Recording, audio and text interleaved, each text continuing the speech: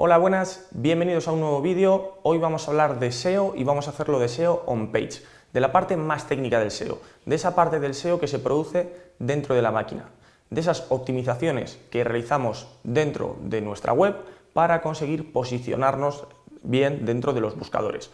Importante, es lo que realizamos dentro de nuestra página web. No se trata de los factores de captación de enlaces, que eso diríamos que está dentro de la parte off-page, sino que se trata de criterios más técnicos, de arquitectura del sitio, de rastreabilidad, ese tipo de factores. Por tanto, nos metemos dentro de la máquina para ver cuáles son estos criterios.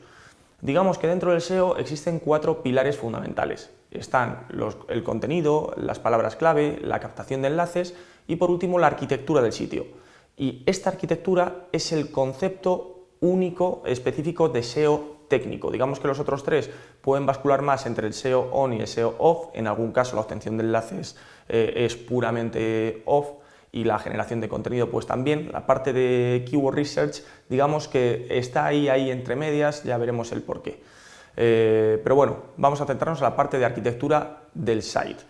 ¿Por qué? Porque esta arquitectura es el factor puramente técnico que debemos tener en cuenta para posicionarnos bien dentro de buscadores y es fundamental, hay que conocer, hay que saber. ¿Cuáles son las 3 patas que habría dentro de esta pata, valga la redundancia? Pues digamos que serían, como veis aquí, por un lado la estructura de direcciones, por otro lado la rastreabilidad y por último el tiempo de carga. Vamos a ver en qué se traduce todo esto. Cuando hablamos de las direcciones web es fundamental que la URL contenga la palabra clave por las que nos interese ser posicionados. Por eso digo que esta parte de Keyword Research de palabras clave es por un lado off porque tienes que realizar contenido en base a esas palabras clave, pero por otro lado on porque tienes que introducir esas palabras clave con cierta densidad dentro de algunos elementos muy específicos. Digamos que el factor número 1 de correlación entre lo que encuentra un usuario y lo que tenemos nosotros en una página web es el hecho de que se incluya la palabra clave dentro de la URL. De tal manera que si, por ejemplo, un usuario está buscando geranios, va a ser más fácil que encuentre geranios.com que plantas.com a pesar de que dentro tenga geranios, porque la palabra clave es fundamental, como decía. Por tanto, las URLs siempre tienen que tener la palabra clave y tienen que seguir una estructura lógica que tenga el dominio, el área y el producto. Porque un elemento, un error, mejor dicho, que ocurre con bastante frecuencia dentro de una página web es el hecho de nombrar a la URL con el número de stock, el número de referencia del producto y no con la descripción del producto como tal. Por ejemplo, si fuéramos un e-commerce de ropa deportiva, pues nos encontraremos plataformas en las que tengan mitiendaweb.com/ref-xv7458. El usuario no va a buscar nunca ref-xv748, sino que lo que va a buscar es zapatillas rojas de deporte, por ejemplo. Por tanto, lo que deberemos hacer es tener mi página web.com/zapatillas/rojas de deporte. ¿Por qué? Porque de esta manera estaremos incluyendo las palabras clave al más elevado nivel. Además, también a nivel de direcciones web deberemos incluir el mapa del sitio. El mapa del sitio es un documento, un archivo XML en el que vamos ayudando a Google a indicar dónde se encuentra cada elemento de mi página web. Hoy en día, cuando utilizamos gestores de contenido tipo WordPress, pues existen plugins específicos para subir ahí el archivo e incluso que nos lo construya automáticamente, por tanto no debemos preocuparnos. Lo bueno que tenemos con el SEO técnico es que cada vez más las nuevas plataformas, los gestores de contenido están facilitando la labor para que gente sin conocimientos técnicos pueda gestionar una página web, analizar los datos, ser capaz de posicionarla bien dentro de Internet, etc. Otro criterio fundamental es el tiempo de carga. A menos tiempo de carga, más nos gusta una página web y lo mismo que nos ocurre a nosotros le ocurre a Google. Google premia a aquellas páginas web que tardan poco en cargarse. Por tanto, debemos evitar tener contenidos muy pesados, evitar sliders, carruseles de carga automática, porque eso supone un peso muy elevado a la hora de cargar un site. Y algo tremendo es el mundo de las imágenes. Error muy habitual. Tengo una tienda o tengo un negocio, vamos a pensar que es una tienda de electrodomésticos. Pues lo que hago es aviso a mi primo, el que sabe hacer buenas fotos. Viene mi primo, realiza fotos a los diferentes artículos. Mi primo me pasa las fotos tal y como las ha hecho y yo las publico en la página web. ese archivo que me ha pasado mi primo pesa muchísimo, pesa más que un mastodonte. Lo que tenemos que hacer es guardar la imagen optimizada para página web. Para que os hagáis una idea, una imagen no debería pesar nunca más de 40K. Si pesa más de 40K es demasiado pesado y por tanto va a tardar más en cargar nuestra página web. De nuevo, más carga, menos posicionamiento. Y por último habría que hablar del concepto de rastreabilidad. ¿Qué es esto de la rastreabilidad? Digamos que es un poco más extraño, ¿no? Google entra dentro de nuestra página web y ve cuál es el contenido que tenemos y con cuánta periodicidad lo vamos renovando. Por eso es fundamental que vayamos renovando periódicamente el contenido y que ayudemos a Google con una estructura lógica que sea capaz de permitirle entrar en los diferentes archivos y posicionarnos para las diferentes palabras clave. Por eso, para que os hagáis una idea, vamos a entrar a ver el código fuente de una página web y de esta manera vamos a explicar los últimos elementos.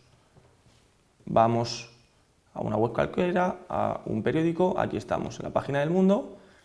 Si le damos al botón derecho del ratón, ver código fuente de la página, se nos va a abrir un mundo precioso lleno de color. Esto que veis aquí es cómo lee Google. Google, como veis, no tiene imágenes, no tiene archivos. Aquí lo que ve es el código HTML que nosotros tengamos implementado con las diferentes llamadas a los elementos que están dentro del servidor. Digamos que todo lo que hay dentro de una página web está subido a un servidor de contenidos donde se va publicando la información que luego se refleja en lo que vemos los usuarios que accedemos a la información. Pues bien, como veis, aquí no hay imágenes, aquí hay solamente código. Lo que habrá es el código de llamada a una imagen. Ponía ahí que es importante lo de la etiqueta alt. Como Google no puede ver el contenido de una imagen, nosotros tenemos que etiquetar las imágenes indicando cuál es el contenido que hay dentro. Entonces hay una etiqueta que se llama alt que lo que nos permite es indicar cuál es ese contenido. De tal manera que Google, si hay una foto de un barco en el mar, no puede ver que es una foto de un barco en el mar, pero nosotros hemos etiquetado foto de barco en el mar y de esa manera, si un usuario está buscando barcos en el mar, podrá encontrarnos a nosotros, ¿vale? Por otro lado están las meta tags. Las meta tags son trocitos de código que pegamos, son etiquetas también, que ponemos dentro de nuestro site y que el usuario no puede ver, pero que a Google le sirve para entender el contenido que hay dentro de esa página. Hay dos meta tags clave. Están por un lado la meta tag keywords y por otro lado la meta tag description. La meta tag keywords se trata de palabras clave entre comas. Vamos a verlo aquí en el ejemplo de la home del Mundo. Pues aquí vemos el Mundo, elmundo.es, el Mundo, diario, periódico, noticias, España, internacional, economía, dinero, opinión, etc.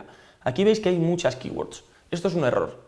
El Mundo debería tener máximo 3-4 keywords. ¿Por qué?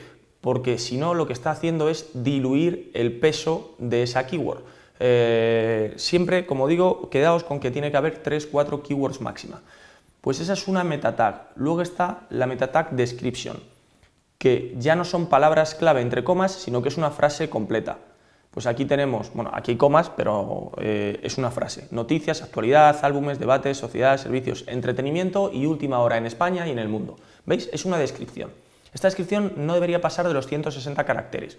¿Por qué? Porque si no, cuando estamos buscando en Google, vamos a ver qué es lo que pasa. Si yo busco el Mundo dentro de Google, esta es la descripción que nos sale. Noticias, actualidad, álbumes, debates, sociedad, servicios, entretenimiento y última hora en España y en el mundo. ¿Os suena? Es lo mismo que había en la meta tag description. Entonces, ¿por qué digo que tiene que tener 160 caracteres? Porque cuando tiene excesivos caracteres, aquí se corta.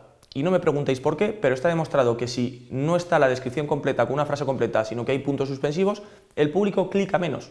Por tanto, si sabemos que hay estudios sobre ello, vamos a hacer las cosas bien. Vamos a hacerlo con un volumen menor de caracteres. Es importante mencionar que estas meta tags se tienen que implementar para cada una de las URLs de nuestro site, de tal manera que si vamos a la sección, pues vamos a ir, por ejemplo, a la sección de deportes y le damos de nuevo a ver código fuente, nos vamos a encontrar con descripciones distintas. Fijaos aquí. Deportes, noticias de deportes, información deportiva, fútbol, baloncesto, ciclismo, tenis, motor, Fórmula 1. Por tanto, de nuevo, se están añadiendo las keywords y la descripción. ¿Qué quiero decir con esto? Que cuando creemos una página web es fundamental que desde el inicio vayamos completando bien las keywords, porque cuando tienes pocas URLs está muy bien. Cuando tienes un site con 15.000 URLs, si no has realizado esta labor de etiquetado día a día, cuando tengas que realizarlo va a ser un horror. Por cierto, Google indica que esto de las meta tags, la description sí, pero que la keywords no es importante, que ellos ya no la valoran. Os puedo garantizar que sí. Por tanto, a pesar de que Google nos diga que no es necesario añadirla, tenemos que añadirla. Y Google dice esto porque en su momento había mucha sobreoptimización. Digamos que cuando nosotros realizamos las cosas bien, de manera natural, sin tratar de engañar a Google, Google no nos va a penalizar, pero Google va realizando cambios en el algoritmo periódicamente y cuando realiza cambios fuertes, digamos que penaliza a la gente que está tratando de utilizar triquiñuelas. Por ejemplo, una triquiñuela que había al principio de Internet y que penalizaba un montón era el utilizar palabras clave que no veía el usuario, sino que, por ejemplo, si estamos aquí en el mundo, pues en las columnas en blanco estaban las palabras clave con texto en color blanco, de tal manera que el usuario no lo veía, pero era un texto que Google sí, y eso es sobreoptimización y eso lo ha penalizado. El contenido duplicado también lo penaliza multitud de elementos. Entonces, vamos a hacer las cosas bien, simplemente tener en cuenta 4 o 5 criterios básicos como los que hemos estado repasando y no tendremos ningún problema. Por último, habría que hablar de la estructura jerárquica de las palabras clave, los H1, H2, H3. Es importante que tengamos las palabras clave dentro del título, dentro de los resultados principales de nuestra página web. Pero para eso tendremos otros vídeos en los que pasaremos a repasarlo. Muchas gracias.